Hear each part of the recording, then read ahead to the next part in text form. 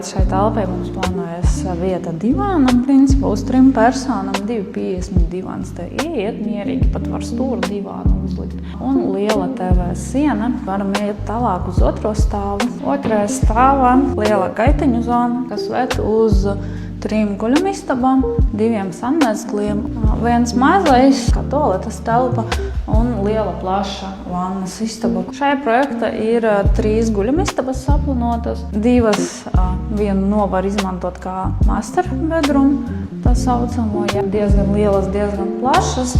Bet, ko mēs rekomendētu, ja ģimene ir bērni, šīs 2 lielas istabas atvēlēt bērniem.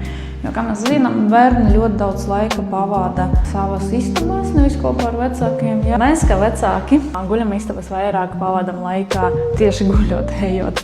Tāpēc mēs rekomendējam atvēlēt kā master bedroom, kā master guļamistabu tieši to mazāko telpu.